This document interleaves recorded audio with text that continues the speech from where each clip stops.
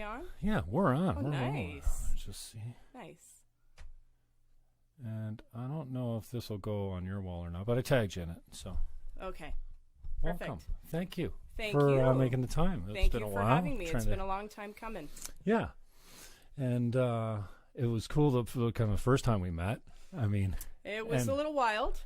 Definitely. I think most people, when they meet me, though, that seems to be the general consensus, is that there was a wild time involved. Something occurred where, I was semi out of control. I call you intuitive, aware. Yes. Well, only because you said, I don't know what you said. Something like, you're a smarty pants or something. Oh, listen to you. What? Like, I didn't know. You try to throw those big words in there, right? But no, empathic is what I said. And I've been that way since I was a young girl. Mm-hmm. Yeah. So. And then, wow, you got some great reaction on the fake book, which we're live on now. I did, yes, very much so. And I like your friends better than I posted. Mine, I don't know. They had such a great contribution. Your post was something like, I'm going on Jim Fannon Show in the next couple of weeks. Right. We're going to talk about NPD and narcissists. Right. It's a hard word to say, isn't it? Narcissists. Yeah. Narcissists. Yeah.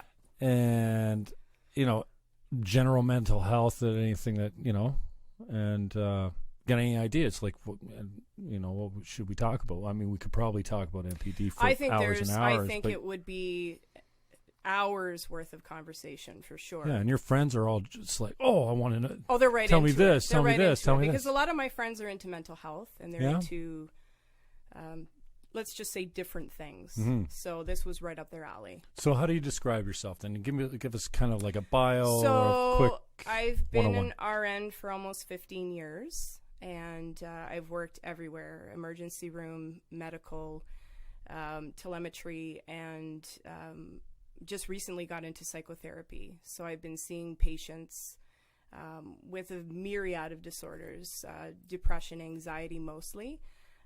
But one thing I've noticed is that Niagara region is really, the rates of mental health issues, it's really soaring. Right? Do you find that? I mean, really, we see a lot of things on the news, the local news, mm-hmm. about suicides and depression and. Yeah, they used to say that about cancer. I think it was a wives' tale. I've never looked at the numbers, and I don't know. I would think that they're pretty average across the board. But what would make St. Catharines special needs as far as mental health goes? Well, I don't know that it's special needs. Or even Niagara. I'd say it's just. I think you could tend to agree that we're seeing a lot more, especially with young people, presenting with these sorts of issues, depression mostly, right? And I don't know I don't really know what would be the cause of it. I think our phones. Well, I think that's part of it. But I think depression is really, there's a myriad of reasons why it presents itself. Right. And I think personally, of course, I just want to put this out there that all of my contributions today are on a personal, like an opinionated, from an opinionated. Right. You're not giving medical advice. Right. I don't want to whip out the research and stuff. It's just, I want to make this more of a personal based video, if you will. Yeah. And I think we're seeing it, especially for young women. And that's why I think social media and addiction and depression seem to go along with each other. I feel, you can tell me if I'm wrong, and the addiction to the phone is another level. And so they're addicted to social media. They're constantly looking for that dopamine push. Yes. And then the comparisons, especially for young women, they're just, they're up to their eyes in it. And it's becoming commonplace with younger girls. Mm-hmm. Like I've heard girls as young as 9 and 10, and I can speak from this personally. Being a recovering anorexic, I'm going to delve into a little personal history here. Wow, okay. For many years, I dealt with eating disorders. And I'm hearing girls as young as 9, saying that they need to go on diets, skimping out on food, this kind of a thing. And I think you're absolutely right. I think the comparisons on social media are so commonplace. And it's truly affecting girls that are, really young. Yeah, I'm not sure how it's different from the photoshopping of the Vogue magazine. to, Becky down the street, how that comparison it seems to be more biting. It seems to have a greater effect when it's your friends that you're comparing yourself to, and then you're going to school with. And yes. And we all know, right? I hate to use the word fake book, but we all know that nobody's showing the bad part of their life, right? It's mostly the highlighted reels. And so people are seeing all the good stuff of their friends' feeds, and they're not necessarily seeing all of the undertow of pain or negativity that they might be experiencing, right? Yeah, I don't use it for that, or I don't find that that's my tendency. My social media is basically an anger outlet. Like, I am an angry, like, if you go to my Twitter feed, I have. There's no good news there. I'm pissed off, and I'm pissed off by people and situations and news and politics, and I try to caution people. Anybody that sat down with me for 5 minutes knows. Well, see, I knew you before, so I was well equipped. Yeah, before all no, that, but yeah. it's I say to people, even sometimes on Twitter, it's a lost cause, but I'm not my Twitter profile. Right. Like, I'm not that angry. I actually really love people. Right. But this is my avenue. It's well, my vehicle for Jim, defense. I mean, people are going to judge you no matter what.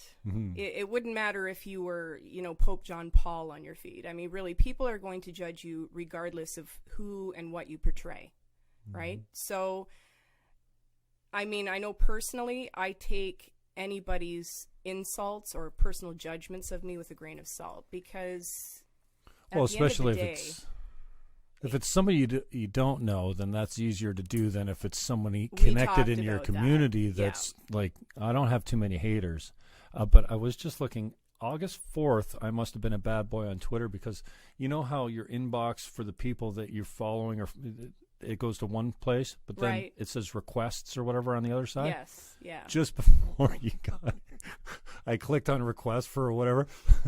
Dude's like, I'll pay you $20 if I can punch you in the balls. What? And the other guy said, "You're an old piece of, I don't know, you're something about old, like you're an old man," or something like this. I'm like, I wonder what I was doing on August 4th. Actually, that's my mother's birthday. Oh, dear. He's coming after me. Of all days. $20. I might even still respond to him now. You could make a good market for that, hey, right? How long?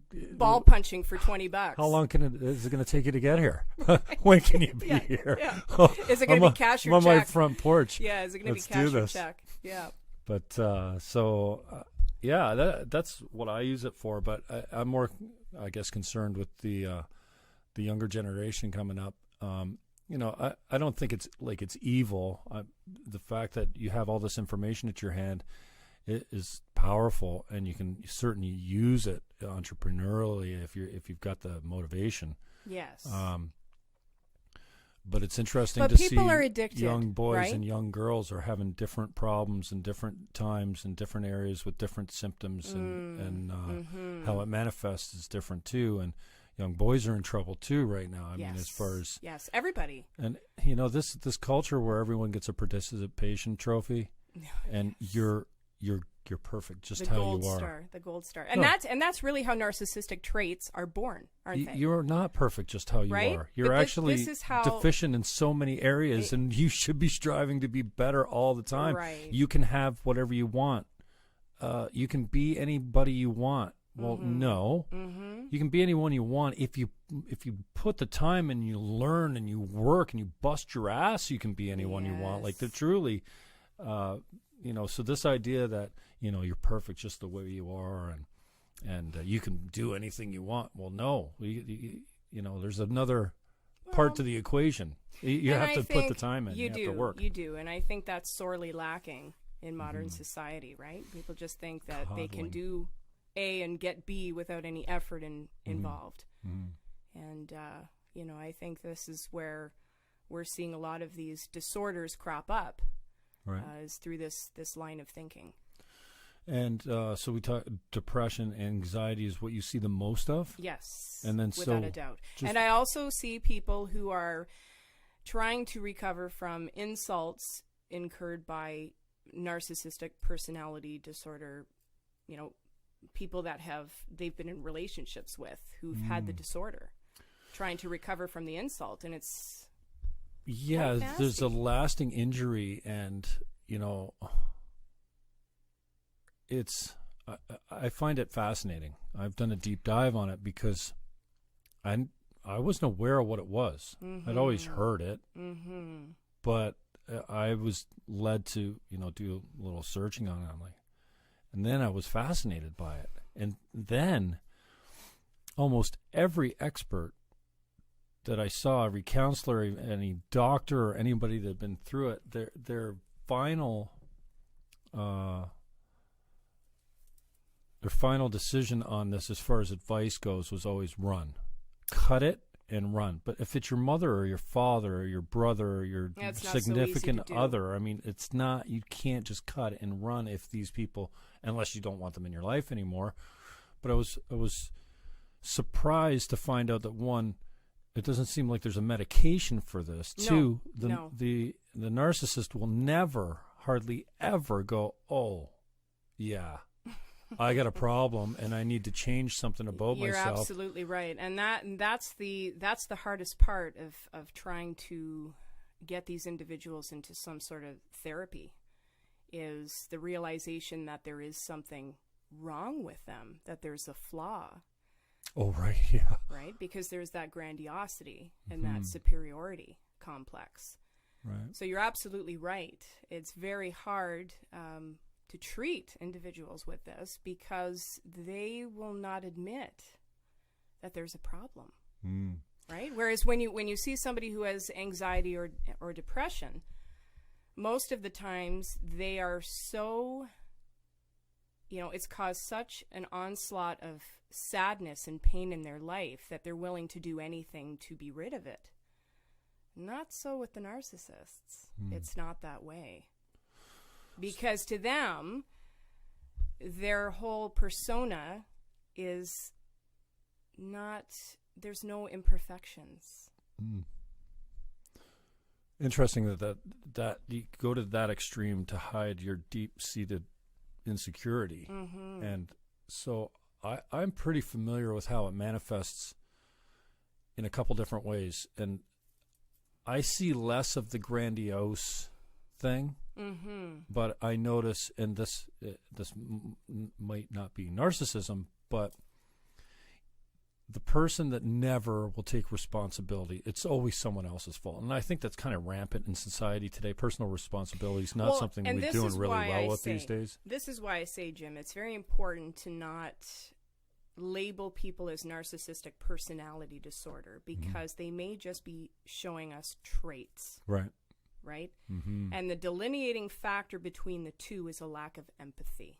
And that's key. So somebody might be very grandiose about who they are and have high expectations of self and not admit to failure or defeat. All of the DSM-5 indicators of NPD. But really what they're displaying are the traits. Right? And I think it's very easy for people to wrongly assume that people have NPD. For example, one of my dear friends, who I won't name, of course, had said to me a couple of weeks ago, well, this girl, she must have NPD because she changes her profile pic like every day. Well, not so fast. That is an assumption. And it's also, yes, it's a trait. Like we see Kim Kardashian. She's probably the most famous person that is out there with selfies. I think she created it. Or maybe you did with this picture here. I don't know. That was a long time ago. But she was pretty well the creator of the selfie craze. But again, I had to correct her and say, it's not a disorder. It's a trait. So it's very important that we look at people from a non-judgmental perspective, because it's very easy to label people. So that's my takeaway point right there. Okay, so tell us a little bit about how it typically manifests. I know it can manifest in a whole bunch of ways, but I think you were talking about 5 out of 11 traits or something like that. then, I mean, so when you find the most narcissistic people, well, if we're usually talking about most, they've done studies, and again, I'm not going to whip out studies on the show, just for, lack of time and what have you, and quite frankly, it's boring. But most Hollywood celebrities have actually ranked pretty high with narcissism. So Madonna, Donald Trump, all the ones that you would think, very always trying to reinvent themselves, putting themselves in the spotlight, talking about self all the time. But again, the defining feature of NPD is a lack of empathy, right? So, you're in the schoolyard when you're a kid and you call someone fat and they cry and you feel bad. They don't have that. There's no feeling bad associated with their actions. And that's where people are victims of people with NPD. That's how people become victims, because they don't care about the other person. Everything is exploitative and manipulative, right? Because a lot of people are grandiose. They want to do this and they want to do that and they want to change careers. That doesn't necessarily mean you have narcissistic personality disorder. So it's very important to not, like I said, judge or misperceive what you're seeing in people. So that's just ice cold then, as far as, so like you look at somebody like that and you just go, wow. It's just nothing. It depends. Like I said, there's the 3 types of narcissists, which we were discussing earlier. And of course, the worst kind is the malignant narcissist, right? So they don't have any capacity to feel somebody's pain. If they do something wrong to somebody or they exploit somebody, there's no empathy or concern. So I think that's the worst one, is the malignant narcissist. Try saying that 10 times fast. It's hard to say. What else? What are the other 2? Well, there's the less common one, like I was saying before, is the sort of the one that's behind the scenes, right? The one that hides. Isn't that hides in the shadows and isn't, doesn't have outward gestures of grandiosity or superiority, but they still have those thoughts and they're still able to exploit people.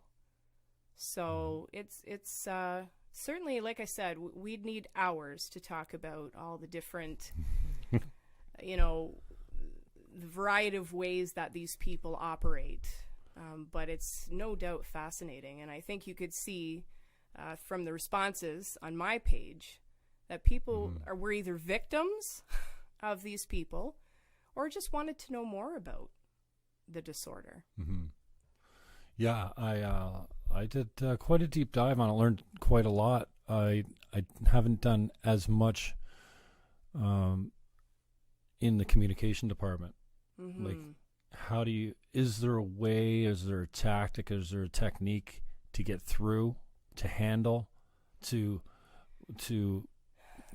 manipulate back, because you feel like you're really your strings are really being It's such pulled, an individualistic approach, and it's that way with all mental health disorders. One size doesn't fit all.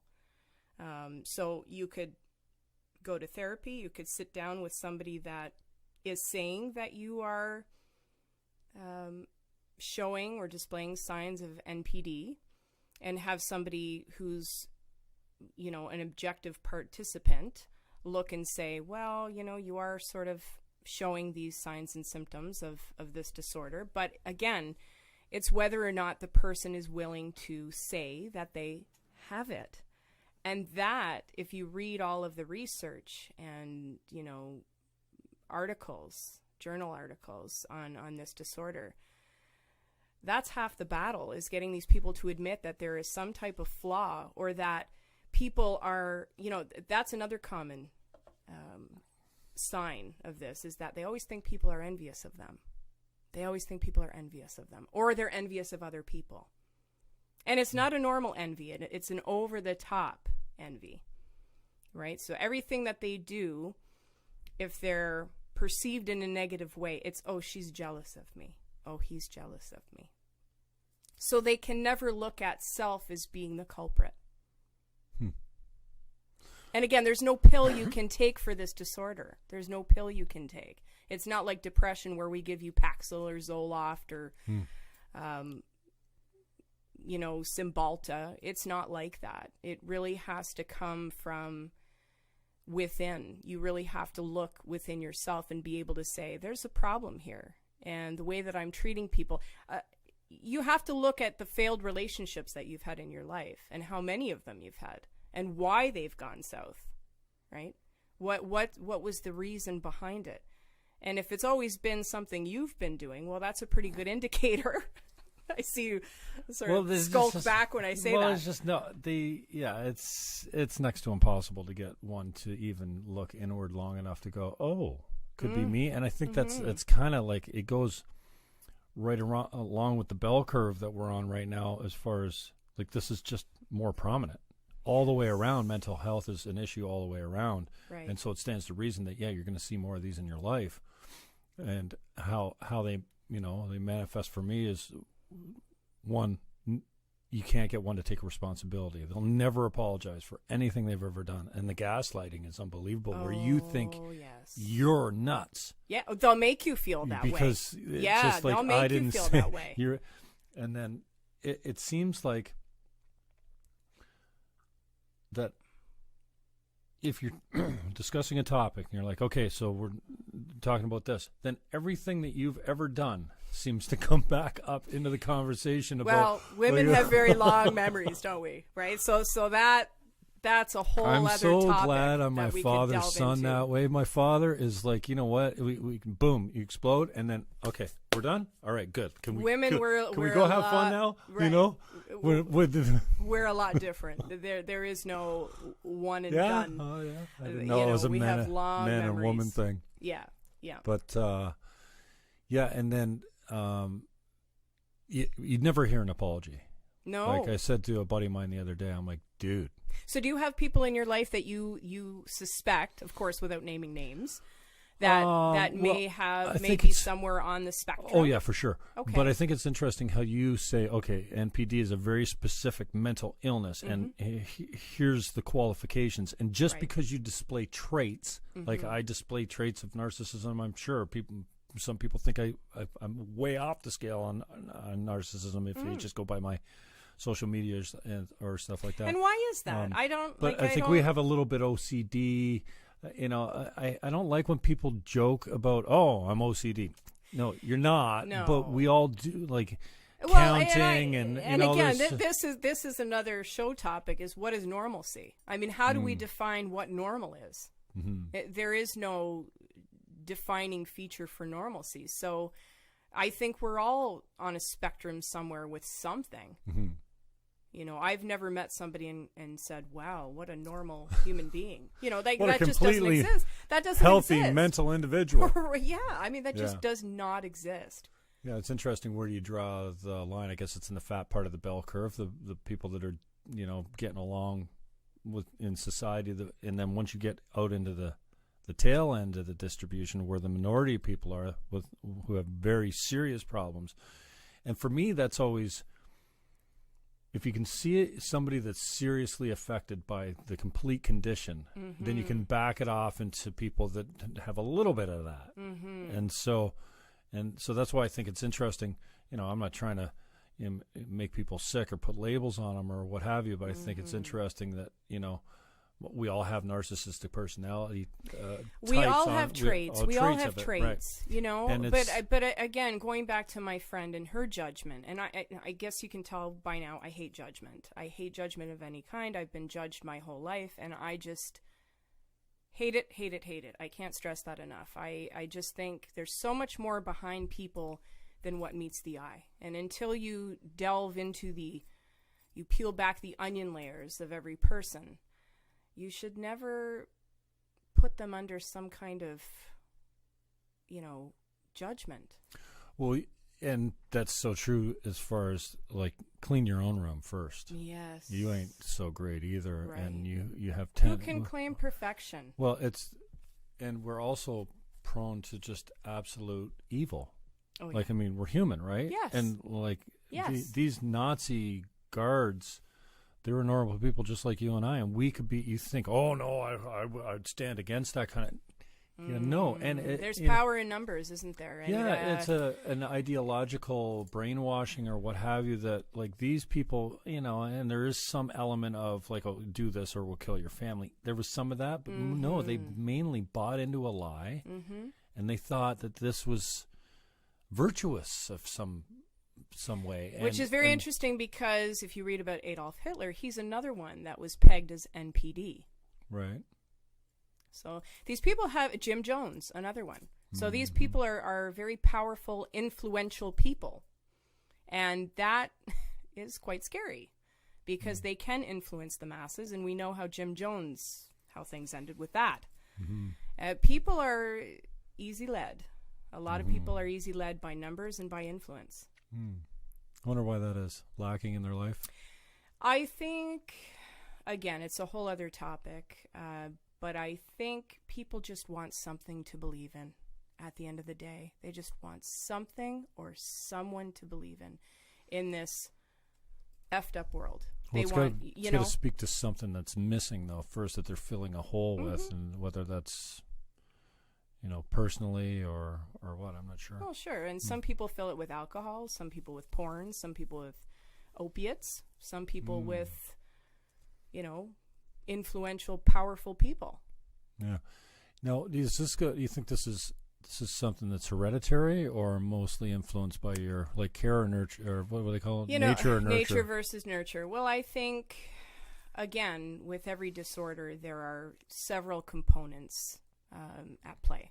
So you have genetics, you have hormones, you have environment, you have personal relationships, specifically when you were a child, how you were, those are crucial, those are crucial years when child development, how you got along with your mother, how you got along with your father, how you were, right. If you were an only child as opposed to a child with several siblings. So all of these come into play in the formation of different mental illnesses. There really isn't one component that we can pinpoint down and say, that's what started that, right? And everybody's different. It's individualistic. It's very individualistic. I think it's interesting how we can hold on to an injury from 3 years old, and usually there is a major injury. I don't mean a physical injury, but I mean just some a traumatic event, that something's wrong. Just something's really wrong. I use the idea of the kid that plays in the sprinkler in the front lawn. That is his paradise. And one day he goes out and he's playing in the sprinkler, and something's really wrong. He doesn't know what it is. All he's got is it feels like his leg's on fire. And he's screaming. He doesn't know what's up. And it turns out he got stung by a bee. That happened to me. That's not a bee. Are you taking this from my archives when I was a kid? Okay, just checking. It's that exact scenario happened to me. But then hanging on to the injury looks like he doesn't go back into the sprinkler ever again without shoes on. And kind of how he gets through life is kind of like being really careful. Sure. Because he did something wrong, or in that moment he decided he was bad, that he had done something wrong, and that he was paying for it now. And for the rest of his life, and there's 3 stages that are very important, I think, where these injuries come up. One's the awkward phase when you're a teenager, I think, where you don't belong. One's when you're really like in that 3 or 4 year old stage where something's wrong. Right. I can't remember what the other one is, but this exercise made us identify. It took me. I don't think I could find the one when I was a kid. The one that awkward in high school. I could come up with 100,000 of those times. Same. I don't think anyone. But it was such a cool exercise, because many people that really got present to that injury of 3 or 4 years old really were able to diffuse it by going, I made that up. I wasn't wrong. It wasn't bad. It wasn't because I wasn't careful. It was a bee. It's not bees. It happens. It was a freak of nature. But to carry that injury forward, to realize at 50 years old that you're living your life based on an event that happened when you were 3 and 4. But more importantly, a lie that you created that's not actually true. There was nothing wrong with you then. There's nothing, Right. And you don't have to be careful. Right. You don't have to wear slippers in the yard all the time, figuratively, as going through life. Yeah, but isn't that fair to say, though, that, that would play upon people's sensitivities and the amount of strength that people have. And everybody's different. Again, it's very individual how people handle any kind of trauma, whether it be a minor one or a major one. I mean, we see it all the time, people that, well, maybe not all the time, but in the news, people who have been in car accidents and their whole family has perished. And somehow they go on and you think to yourself, wow, like how much fortitude does it take and strength to get through something like that? Whereas you see other people that can't handle a flat tire. So again, I think it's very individually based, how people react to any kind of trauma. Oh, definitely. Getting back to did we get into strategies at all? Do you have any of these conversations, or I know it's like I said, impossible. I deal mostly, Jim, with people who are the victims. Yeah, so would you recommend a tit for tat, freeze them out, go silent? This is the narc. Definitely not tit for tat. The narc is the classic go silent on you type thing. Dangerous. So you don't want to do the tit for tat. You don't want to do that. And I'm more never dangerous. In practice. Yeah, I would never recommend that in practice ever, because that can only end badly. But definitely a first step is just sitting down and talking with somebody with the person that you're in a relationship with, because normally it's the person you're in a relationship with who has identified these characteristics, or it's friends, or it's a family member. And when you have somebody who's objective sitting across from you who can look and say, okay, yeah, this, you're showing signs just even in talking. Showing signs, I love that. Right? Like the grandiosity, showing signs. Me, I. Everybody's envious of them, right? They can do no wrong. So there's red flags that can come up in simple conversation that can be picked up during therapy. But it's getting that person in the therapy seat. And that, if we can come up with a better strategy to do that, like I said, I've never directly dealt with somebody with NPD. I've done tons of research on it, but I've dealt with the people who have been impacted by it. Do you think it's hard for some people to see themselves as a victim? Absolutely. Because I was I'm not that guy. But I remember I went a checklist one time. I'm like, yeah. Dude, seriously? I have What, you were looking through the NPD? No, of I think it was signs that you're being abused in a relationship. Doesn't matter who it is. It could be your mother, father, brother, sister, whoever. And I'm like, oh, shit. But again, remember we were talking about this. The hypochondriasis that can happen when you read lists or you Google. Don't do any of those things, because you're apt to find yourself somewhere on that list. I remember, a girlfriend of mine, she went through for, psych or something like that, and she self-diagnosed in the course and then jumped on, she was on 20 milligrams a day or something like that, a big dose. Wow. Of what? Oh, I can't remember what she took. Prozac, but she didn't get out of bed a lot, man. She was... And then she drank on it as well. Oh, that's bad. That's really, really and bad. I lost track of her, but that was a girlfriend of yours? Yeah, way back. Oh dear. And I had no idea, and she kept it from me. So when I found out she was medicated, and I think a mutual friend of ours was like, "Don't tell Jimmy about the pills." Because he's he hates pharmaceuticals, right? And that brings us to another topic. She just kept it. And then I was like, oh, this changes everything. And no wonder. Yes. If I had known, at least you could, piece some of it off.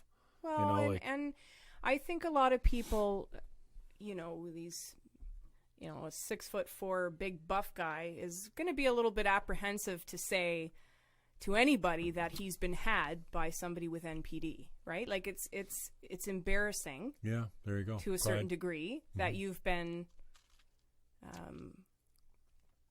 You've been had. That's exactly what you said. Yeah, you've been sold, and I think it's interesting, especially like in a romantic sense. If you're in a relationship with, like, the beginning is like the showering and the and then you're like love bombing. Yeah, that's another situation entirely, and it goes with narcissistic personality. That's disorder. Part of the hook, I guess, right? Yes, we all want to be told how amazing we are, and we all want to have that one person who loves us. And there's nothing wrong with that inherently. There isn't anything wrong with that.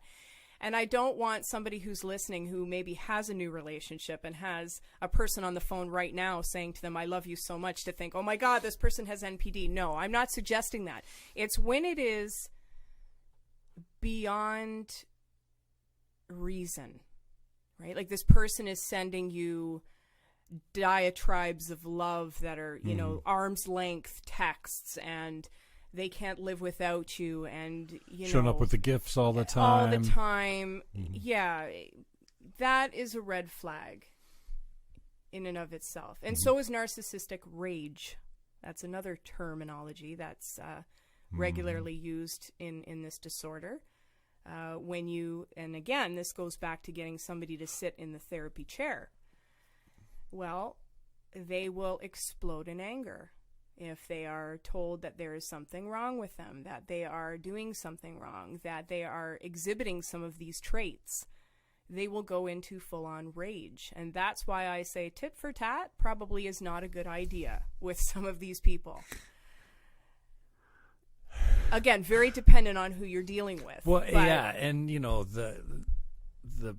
the man and you wants to say, no, I'm going to fight. And you're not going to get the best of me, and I'll beat you at this game. And you won't. You just What do you mean? With somebody who's suggesting you go to therapy? Is that? No, with an narc. Oh, yes. Oh, yeah. And just give it right back to him. Oh, yeah, you want, I can act like a narcissist. I can play your game because you're showing me exactly how to do it. Right. But when they go into these rages, it was also suggested, and again, nothing that I say here I want viewers to take and write down and compare notes with. This is just for fun banter, okay? But it was also suggested that Ted Bundy had narcissistic personality disorder, and we all know how that ended. Yeah, so I didn't see these people are unpredictable, particularly when they're in a state of rage. And so, against our better judgment, because I'm the same way as well, I'm somewhat vindictive. So if somebody's doing something to me, right, then, and it's probably the Eastern European in me, like, you want to get back at them, but it's against your better judgment because there are sometimes severe repercussions. I do know one of my clients who was in a relationship with somebody with NPD, and she was beaten very badly at the suggestion to him that there was something wrong and that she wanted him to go to therapy with her. So there are sometimes severe consequences to trying to give retribution. How about I saw somebody on your wall was asked about recovery, I think, and you're like, oh yes, lots and lots of therapy and ways of dealing with people so that you are more intuitive as to what the signs are of people with this disorder, so that you can avoid going back into a relationship with somebody like this. I think that's lots of therapy to rebuild self-esteem. Self-esteem is crucial because these people will tear down your self-esteem. They never want you to think that you are above them. So they will tear down your self-esteem. So it's important to build yourself back up and also to be alerted to the signs and symptoms of what narcissists will do to manipulate and exploit people. Because when it's like Oprah said, right? When you know better, you do better. I had to throw an Oprahism in there. I had to. Sorry about that, everyone. Sorry. Oprah. You don't like Oprah? No. Okay, well, we won't go there. What's next? Okay, we throw a Serena Williams quote at me? That's so great to see her quit yesterday. Really? Quitter. Canadian wins. Yeah, I'm interested in the recovery and the strategies to keep, because like I said, some of these people you choose just to keep in your life, right? And like if it's they make you feel good in the beginning. No, not only that. I mean, some as much as you want to, they're close enough that there's some relationships you just can't get out of, right? Right. Like it's not a significant other, but like a parent or a brother, a sibling, or something like that. Sure. I'm always interested what strategies to stay in conversation with them look like so that you don't lose your mind. And also going back to the, I get therapy. But from what I can tell, it's, you need to be like, if you can cut it off, it's like gangrene, right? You have to amputate the arm before it kills you, because it will. So anything I've seen, if there's a choice, you cut and run. You're done. No contact at any level ever. And because until they get help, I absolutely agree with that. What is the history of a narc calling you up and going, you know what? I saw the light. I got therapy. I'm good now. It just doesn't happen. For anyone that I know, they're going to die a narc. They're going to, they will just never get it. That's why I'm always interested in a strategy for the people that have to stay in the relationship. What's a strategy to protect yourself so that you're not gaslighted to your own mental illness? Well, I don't know that I agree that you clarify what you mean by having to stay in a relationship, because that doesn't jive with me. I think if things aren't good and you're not getting treated the way you should be treated, then there's always opportunity. Well, let's say it's a grandmother to your child or something. So you choose. Oh, you you're want talking the child familial relationships. Yeah, you want that child to have a relationship. It's better than cutting her out forever. Okay, so then you do it supervised. Yeah. You make sure that you are always present, because narcissism can also be a learned behavior. So you have to be very careful that this young child is not around somebody who is a malignant narcissist, because they will learn some of the techniques. Oh no, I'm not even talking about the child, because I think the children are resilient to that kind of stuff. Like, what do they care? Like, I mean, I feel like they're more resilient than I would be. I'm more looking like, okay, so you need to keep this relationship together for the child's sake. Let's say it's good to have him in a relationship with his grandmother. And I'm inventing this, obviously. Right. But then how do you protect yourself so that you don't go mental trying to keep a relationship together that's, like, obviously you have a limited relationship as far as if it's your mother that's torturing you, like you've learned. And that's why I think once you've been burned, you don't need to learn the signs of a narc. You can see them coming from 100 feet. That you're absolutely right. In the dark. You're absolutely right. Unless you're an extremely naive person, which they exist as well. So there are people that I've seen that have been in several relationships, if you can believe it, with somebody who's got NPD. Sometimes the signs aren't very open. They're not covert. They're not out in the open. So it's very easy to hide their true identity through a facade. And I think we were talking about that on the Facebook feed as well, was the facade that a lot of these people, some of these people are high-ranking businessmen.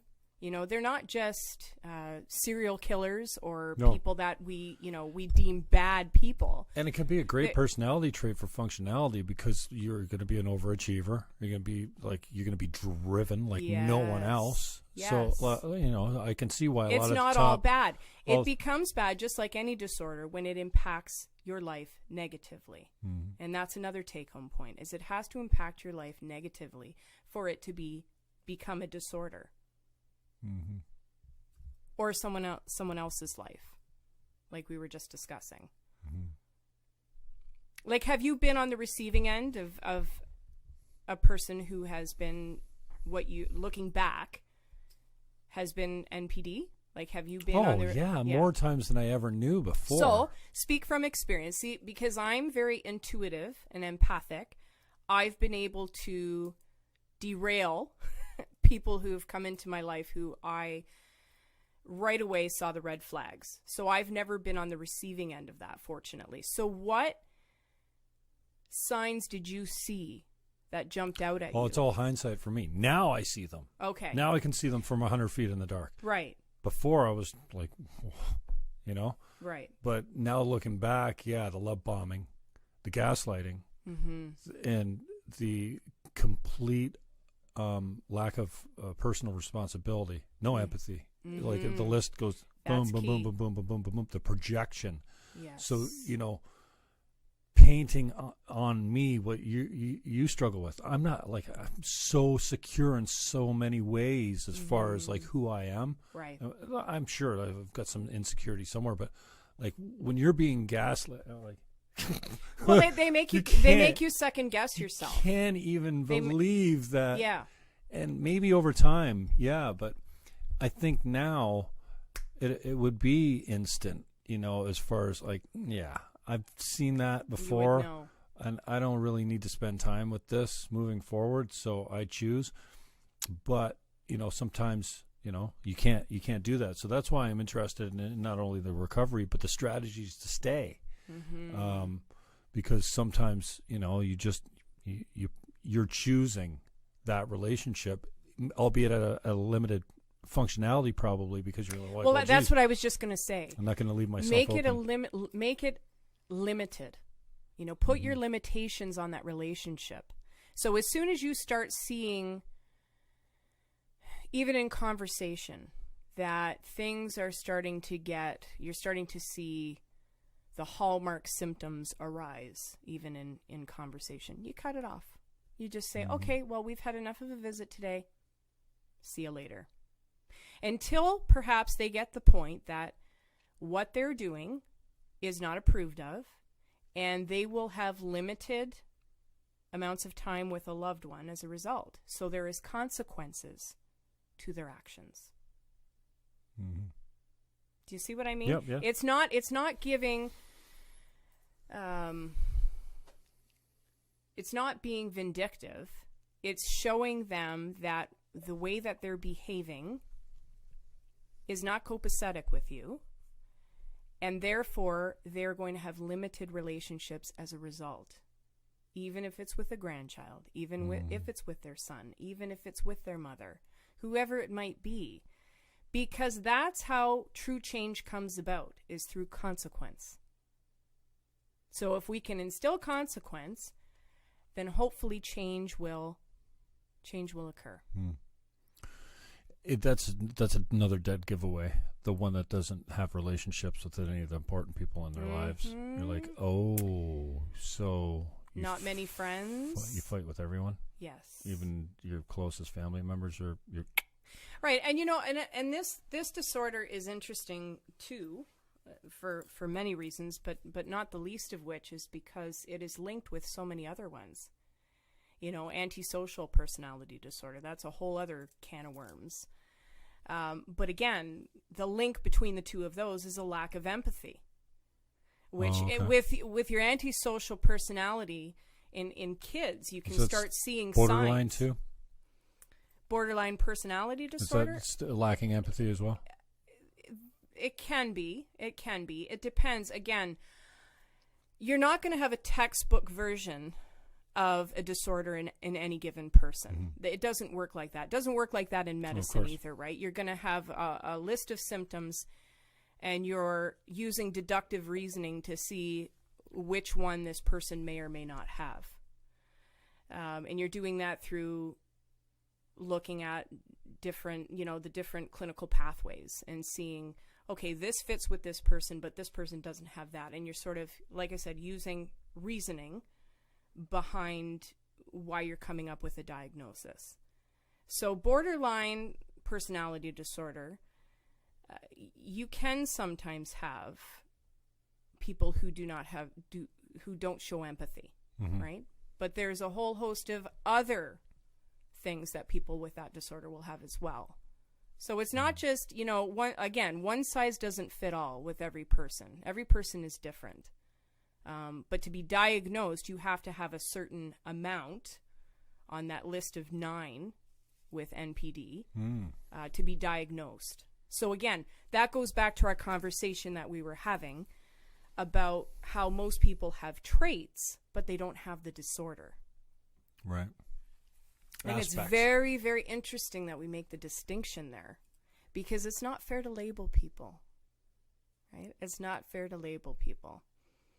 And that's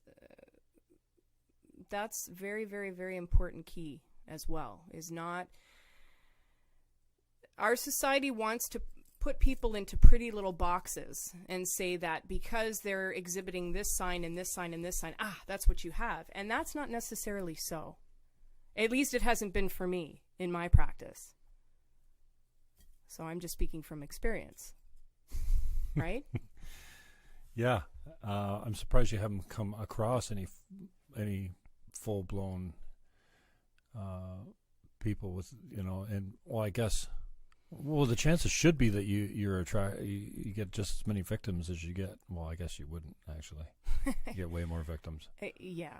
Unfortunately, they go through quite a few, right? They're not...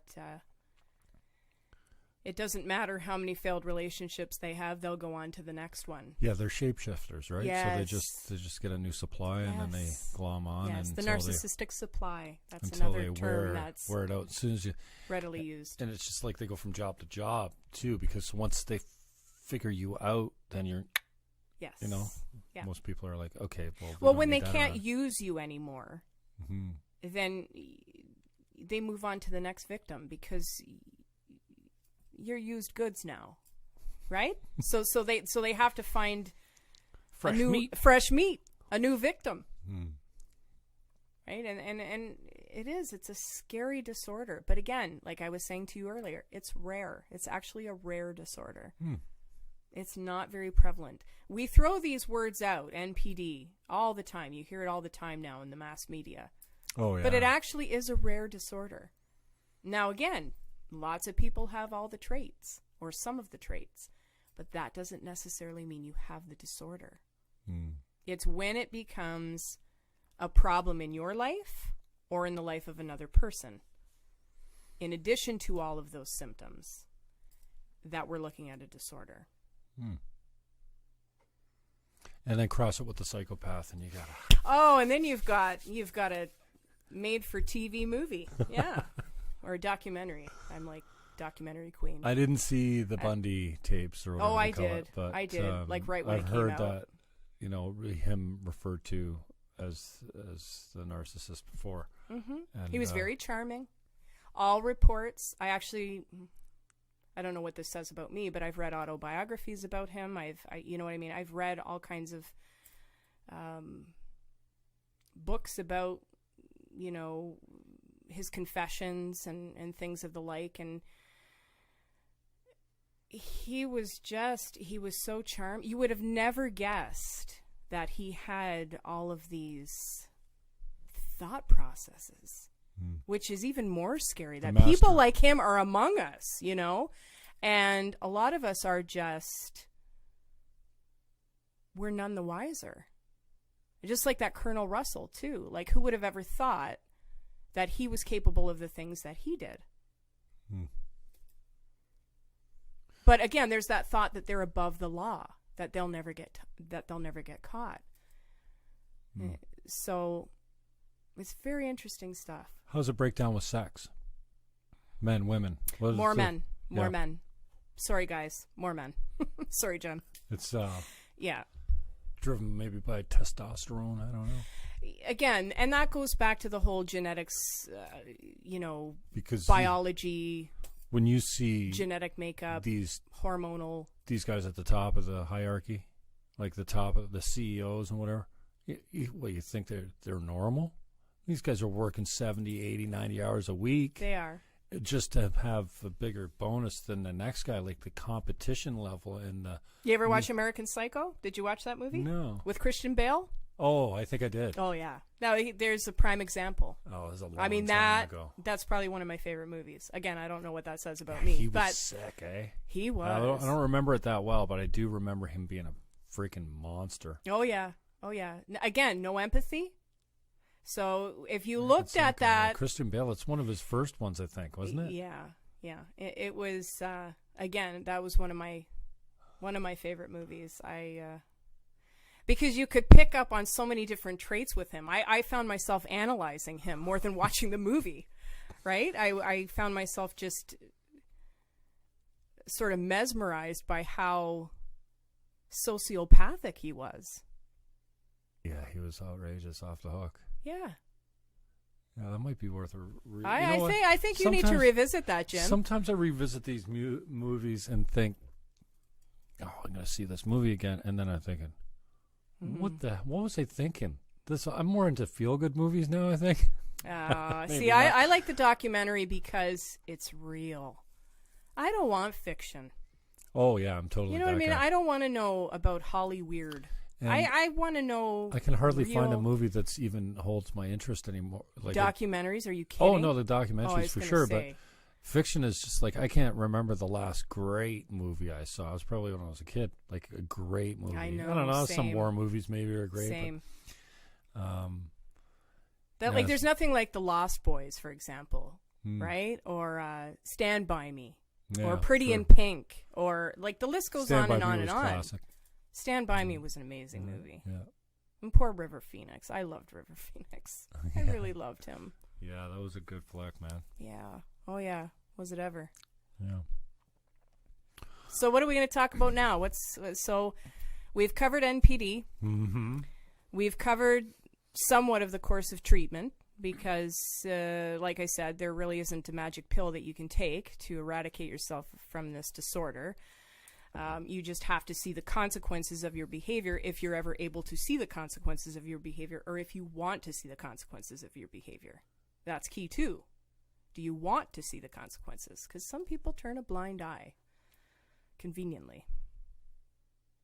So it's very dependent on, and these people have tunnel vision when it comes to themselves. They just see perfection. So how do you tarnish that? How do you, without bringing out the rage component? There always seems to be something wrong.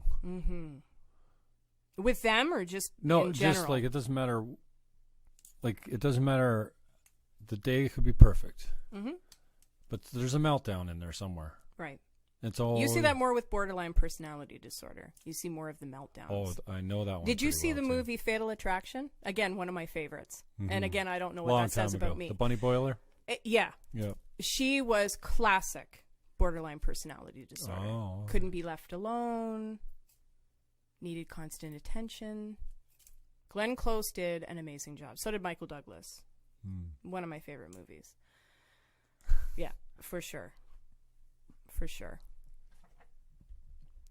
You like the movies with all the sickos in it, eh? Why don't they make for the best characters? I think it's because I've always been enthralled by mental health. Like I've always, since I was a young person, I've always analyzed people. I don't know if the conclusions I came to were correct or not, but I always found myself analyzing people. So it was a natural tendency to watch a movie and say, oh, I think he's got that, or I think he's doing this, or she's doing that. So. Yeah.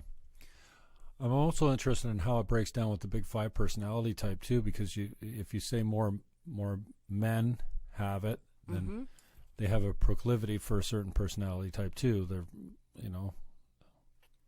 so I wonder if you're looking at the big five, if there's a personality type that's more susceptible to it. Big five.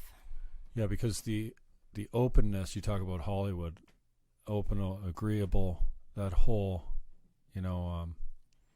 men don't suffer that. They're, on the other end of the spectrum. And then, I find it interesting as far as, like, I didn't really know, like politically, let's say.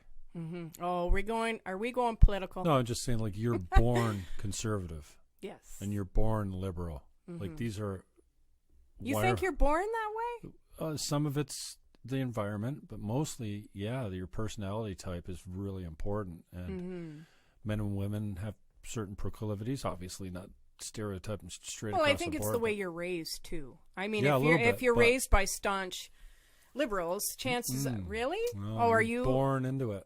Yeah. And, you know, you look at it, like, women are more agreeable as a general sense. Mm-hmm. And so as a result, I guess it depends on the woman. No, but agreeable's not in the sense of, like, agreeing to get along, but right. yes, it's like when you use it as a personality aspect to whatever they call it, it's so how it manifests is men are more disagreeable. That's why they're in jail mostly, right? And that's also why they make more money sometimes, because they will negotiate hard for their check, where the agreeable one's like, well, yeah, I don't want to make waves, right? You know, right. So I wonder if NPD kind of has is more skewed towards one person than another. You would think like neuroticism obviously is going to have a high propensity for that disorder, and you would think that anxiety too, because behind this grandiose exterior is usually a person who suffers from a very frail self-esteem. Okay, so this is almost a compensatory mechanism. Absolutely, the NPD. Right? And I think, again, this goes back to basic biology. Testosterone produces different traits than estrogen.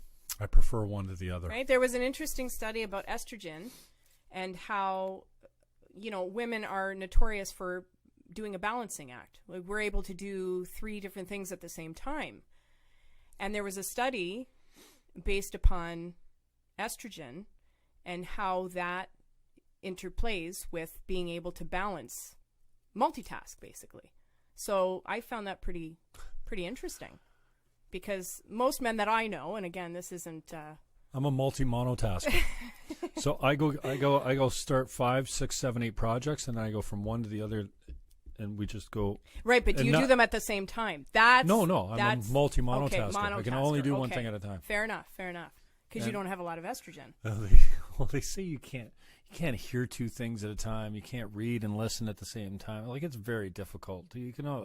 We have a very narrow bandwidth of consciousness. Like, if you could measure it, somebody said... Are you talking about humanity as a whole, or are you talking about men? No, just people. Okay. I think, who was it the other day measured it as something like 4 bits. Like your conscious bandwidth to focus, like, it's so narrow. Well, it'd be interesting to see people like Deepak Chopra and Gandhi if they have that same bandwidth, wouldn't it? Yeah, all that's a whole other program, I think. But I think some people are able to, through meditation, even yoga, are able to bring themselves to a higher state of consciousness. And of course, taking drugs. I mean, we all know that. Can take you to different places. Man's constant craving there. Yeah. We've always wanted to change the chemical makeup of the mind. And it's funny you mentioned yoga, because yoga really started to mess with my mind, and in a good way. Like, I mean, I'm preparing my meals based on when I'm doing yoga, because I don't want to be digesting. Wow. We're at the dock the other day, and he's like, "Here, have a beer." I'm like, "No, I can't. I'm going to yoga." What do you mean? Wow. Well, so what? So you're not going to get drunk. No, you're not going to get drunk on one beer. I said, "Yeah, but I don't want to be burping. Mm-hmm. I don't want to be gassy. I don't want to be digesting. Nothing." Like, I mean, do you do the hot yoga? Yeah.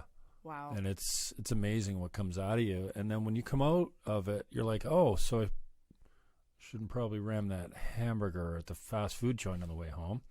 So it's a lifestyle. Yeah, but it creeps on your mind, like, really right away, like, quickly. You're already like, okay, well, If you ever want to watch, and I'm sorry, I don't mean to cut you off mid-sentence, but while the thought's in my head, I have to tell you, I have a lot of vegan friends.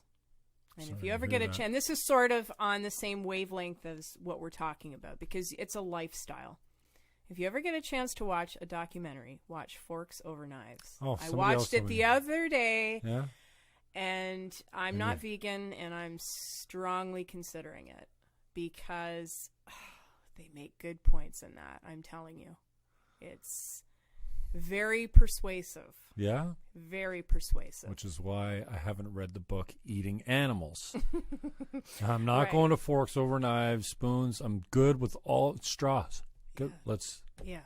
I don't care how I get my meat, where it comes from, or my dairy, my blood and pus. I don't care how much antibiotics are in there. It tastes good on top of the food chain. It does. But the ramifications on your health, and I'm telling you, as a person who has medical background. You know how many things I do that are bad for me? I don't. If I really cared. You know what, Jim? I remember being around a campfire, and my friends will totally know who I'm talking about here.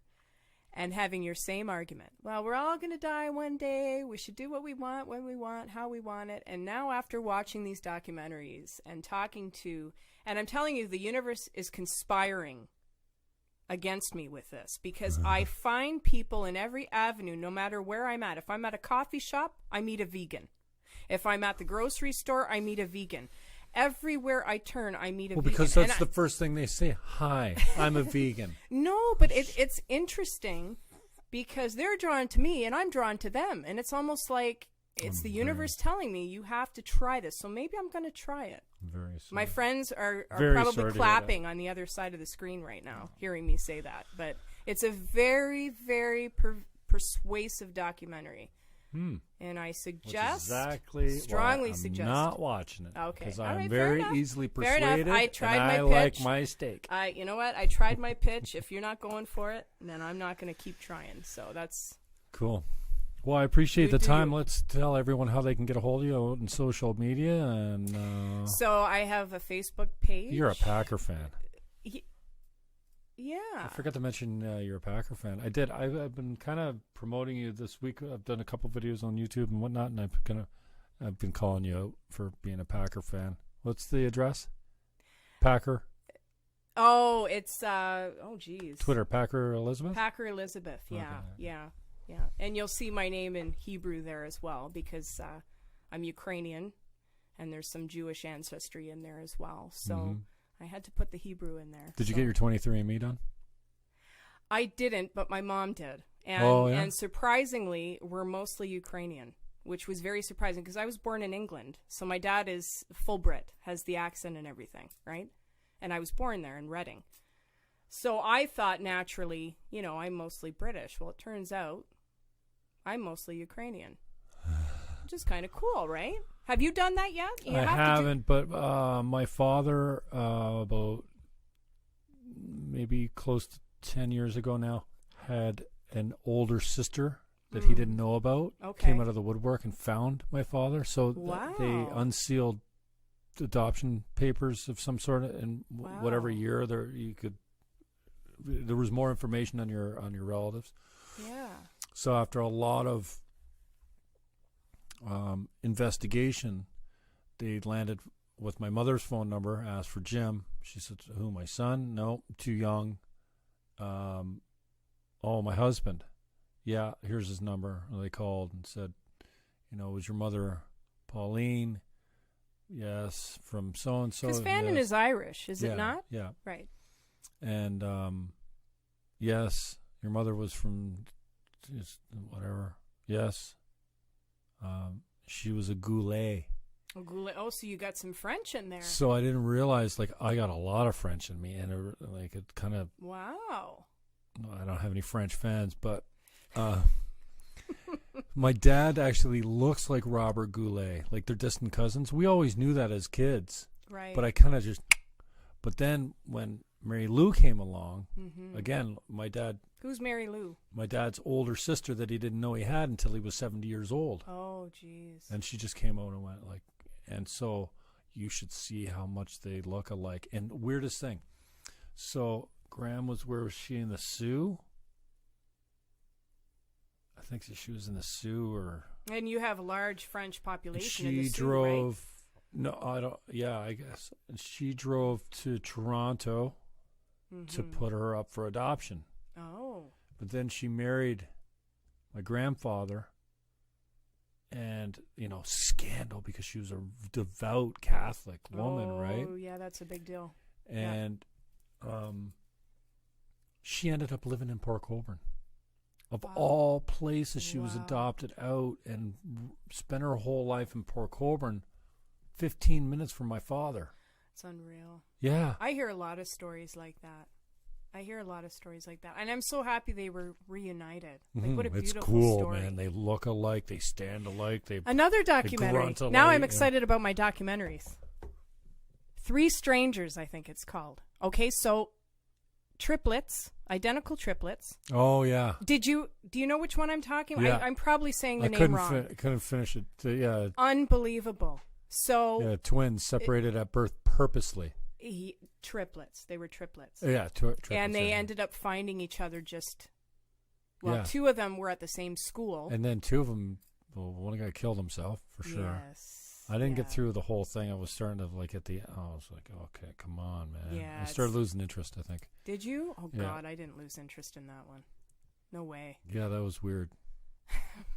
I think that was Rogan. Somebody was on Rogan recommended that one. I was like, well, okay, I'll check it out. And I was like, oh, there's so many good ones. Yeah, it started out good. But then. So many good ones. But anyway, I digress. So I wonder if is there any other questions you have? Anything? Like, I know that we sort of skimmed the surface. I mean, like I said, we could have made this into a research-based, boring sit down. I could have had all my paperwork and, had my professor glasses on and went through the whole diatribe of, the DSM-5 and what constitutes what. But for the sake of interest, I think it's nice to sort of keep it light. And but again, I want to be able to address questions. I think we touched on just about everything that your peeps were saying. Oh, just can't wait to see you on, and tell us about this. And recovery was the one that. I remember you saying, we're definitely going to talk about that. Lots and lots of therapy, like I said, and working on rebuilding self-esteem. I was going to say drugs. Drugs are good for everything. You don't want to do alcohol. No. Drowns your sorrows. Now, in my 20s, I would have agreed with you there, and shamefully in my 30s too. But honestly, you'd never want to resort to drugs if you don't have to. That's a last resort. No, I mean for the other person. Oh, yeah. Okay, keep them drunk and high all the time. Right. Gotcha. But I think it's very important that you're building your self-esteem, because that's what I see the most are people who are, for all intents and purposes, they're broken. They're broken because the person who love-bombed them in the beginning has torn them down exponentially, and they're trying to see themselves as they once knew themselves. They don't even know who they are anymore. So it's a warpath, and you're trying to rebuild your identity after dealing with these people. So that's the best thing that I can say. And I know it's sort of a laid-back response, but therapy. Like, you need to be sitting down with somebody who's objective, not a friend, somebody who is a licensed professional who can listen to you talk about what you've been through, give you strategies to not find yourself in another relationship. Like, you were fortunate that you were able to differentiate very quickly these types of people after having your experiences. But like I've said, I've run into people who have had multiple partners that have had either the traits or the full-blown disorder. Well, there's a magnetism too there, right? Yes. Everybody, when I was reading the books, it's kind of like the empath is the prey. Yes. And the narc is the hunter. Yes. And it's almost like, but if you're an intuitive empath, you're in the snare and you're like, what? Yeah. And again, just like there's different types. I'm telling you, I see them coming around the corner now. Yeah. And you're very fortunate to have that. I don't think I am. I think anyone that gets burned by a narc will know the signs. They don't have to read a book. They know it. They can hear it in their voice. Most people, but not everybody. If you're an empath, now what saved me again is that I'm an intuitive empath. That was one of your girlfriends says. Intuitive. Why don't I send you every guy I've ever dated? She is I'm like, I'm not getting a date one of out the of best this people interview. I know. And again, she's empathic as well. And without mentioning names, she was the prey. And she's beautiful, and she's intelligent, and she has everything that any person could ever want. And I think that's why these people sought her out. So it's unfortunate, but I think depending upon the type of empath you are, because there's different types of empaths, like there's different types of NPD, depending upon that, you could find yourself victim over and over again, depending upon who you are. Again, individuality. Everybody's different. Thank you for your time. That was awesome. You know what? I've been waiting to do this a long time with you, and I'm happy to finally sit down and converse. And I am interested to see what your friendies say. And it looks like we're still live. Oh yeah, we just had a little lag. I'm interested to see what the peeps say. So okay. Now I gotta sneeze like crazy. Oh no! Are you allergic to me? Give me the Twitter address at Packer Elizabeth. Yes, I'm. At Packer Elizabeth. I don't generally check out my page, so it's a little rusty. At Packer Elizabeth, you can find her on Twitter. Facebook. I'm on Facebook as Elizabeth Sharma. I also have Instagram, but I'll be honest, I don't really use it. So I'm not Instagram. I try to avoid all facets of social media because I'm doing too much in my life to be able to dedicate so much time to each facet of social media. I'm more just posting now. Like I do succumb to it. Where you're bored and you're going through not Facebook as much anymore. I'm all about Twitter. It all happens on Twitter. Facebook's everyone so boring now. does the wake and scroll, like right? Everybody does the wake and scroll, and then I've been before trying to get away from that right? as well. And I honestly I check my Messenger a lot because I find a lot of people try to get a hold of me through Messenger. So it looks like I'm on there a little more than I should be. I like the Hootsuite, like the API or whatever they call it. It just goes Twitter, LinkedIn, and Facebook. Just one post. But you know what I like? I'll read articles, or I'll go to the article on the Twitter feed. Yeah. And then just share that, and then and when I'm trolling, I'll purposely put it down for multiple hours, just because I know I'm going to have like hundreds. The of Twitterverse hate is a different kingdom than Facebook, isn't it? When I troll certain people and I get a good one in really early, and sometimes it's just easy, right? And then the predictable responses come. Oh yeah. And then your notifications just light up because you've got so many people. I haven't been ratioed that badly. I want to get to a point where my tweet is so horrific that what being ratioed is? Like if you're doing if you're trolling properly, you should be ratioed 10 times. Right. So the idea is that the comments that tell you you're a fucking idiot are 10 times the likes. Is that what you're going after? If you're trolling right, you want to be ratioed off the board. Now, it hurts the pride a little bit. I tend to I shy away from politics, and I shy away from certain subjects because, again, I don't want to judge people. I've had my share of that. And quite frankly, it sucks. And I don't want to be the perpetrator of that. I don't, and especially in practice, because I've sat down with some pretty funky individuals. And your first thought is, wow, there is not enough therapy that I can give this person to get them to a state of what we call normalcy. But in talking to that person, you start to find beauty in every person. And I'm not just saying this as like, trying to sound too soft or whatever, but I'm just being honest. Like, in every person, there's beauty and there's bad, right? And you have to try to get to both aspects, I think, when you're sitting down with somebody in therapy. It's not enough to look at somebody and judge them based on what they look like, what they've said to you.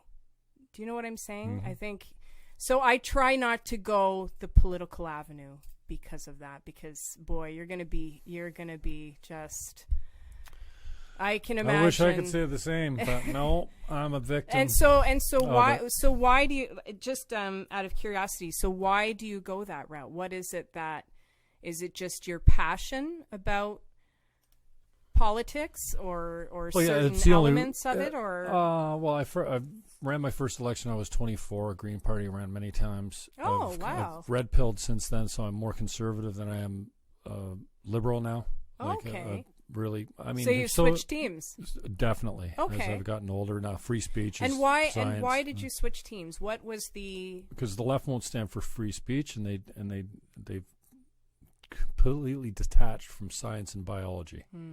So, like, there are some certain truths on this planet that you can't get away from. There's boys and girls, and there's one in between. Okay? There's some very small instances when you're born with both parts. Okay? I can't imagine what that would be like, and I can't imagine what it would be like to be a boy and want to be a girl. But can we let them hit puberty first? This idea that your 3-year-old comes to you and says, I want to be a boy, you don't start transition then. So, and they won't stand for free speech. Back in the day, when I was a lefty in the early days, free speech was a left idea. Now it's right. Now now the left is all you see on news, all you see in big tech, social media. They're all lefties. They're all owned by lefties. They all work for lefties. The media. And the conservatives are being run out of town, as being banned from, like, I don't care how racist or how sick you are. You should be able to say your piece, as long as you're not saying, hey, go get this guy. You can't incite violence. There is no hate speech unless it's inciting violence. Unless you're saying, here's this guy's address, go kill him, go hurt him, here's his family, blah, blah, blah. Other than that, I don't want to force people underground with censorship because it only makes it worse. This is how, you don't want to say that word, but that guy in Germany that did a lot of bad stuff because you get demonetized on YouTube. They censor you now if you say the H word or the N word, the 4-letter N word that refers to the H word. Yeah, I mean, it's unbelievable the level of censorship. So, and I think, that whole idea that it rings true a little bit. Like, if you don't vote left when you're young, you have no heart. If you don't vote right when you're grown up, you've got no brain, because people pay taxes and they have experience and lived experience, and so there was a couple things, and I've changed my mind on capital punishment. I've come around. I can't wrap my head around late-term abortion. I don't know why anyone would need after 6 months to kill a baby. Like, I mean, and that's what you're doing. Like, don't give me this. I had a good lefty friend of mine that's a Green Party guy the other day goes, it's not a human, it's a fetus. Like, you can't. Okay, so there's certain things. If you believe that, we can't talk. Like, there's no level of debate that's going to bring you around because you just. So. Well, what if I've had a change of heart on a lot of it, and I'm not going to tell you on any subject what my opinions are, because I have dear friends that have experienced issues related to everything you've talked about, and I want to be sensitive to that. But I think that there's a lot to be said about not saying, right? So you can believe in something, but you don't necessarily have to say it in such a way that it will incite anger. But and again, it depends on the person. Like, I'm not going to tell you what to do, and that's not my scene. But I prefer, like, I have my set of beliefs in my heart, in my mind, my soul, and I keep them to me, because I know that there are people who are dealing with situations that aren't so black and white, right? They're not so black and white. And so when you speak of topics that might be sensitive to certain people, I think that's where the problem lays with them, right? Like, they're going to get angry that you've brought up a topic in such a way that it paints them in a negative light. But again, I'm not going to tell you how to live your life. I think we need to learn how to converse therapeutically, or at least functionally. And I agree. I think that I can, and I've sat down with people. My background, I'm Roman Catholic. I go to church on Sunday. I believe in God wholeheartedly. And I have friends who are atheists, and I would never begrudge them that. I don't judge them. Who am I to say anybody's wrong for what they believe in? I love the militant atheists that will fight to the death that there is no God, like they know better than anyone else. Well, again, so, and that goes back to what I was saying about that. Well, and that goes back to what I was saying about people just want something to believe in, or someone to believe in. And this is, again, where we have the Jim Jones come into play, and David Koresh's, and leaders that did things and manipulated people in ways that we look back and we look at. And I watched the Jonestown documentary as well, another fascinating documentary. You can't believe that these people drank this juice. They drank this juice and they died. That's where drinking the Kool-Aid comes from. Well, yeah, the crazy Kool-Aid. Yeah, I mean, people want to fill that void, which I believe we all have in some way, shape, or form, with anything that they can. And unfortunately, sometimes that's with people who are very influential and in the wrong ways. So. Cool. At Jim Fannon on Twitter, give us a like, give us a sub, share the content if you like it. At Elizabeth Sharma, you see her at the top there in the fake book. And we'll talk to you. Peace. Thanks, everybody. Bye, everyone. Bye.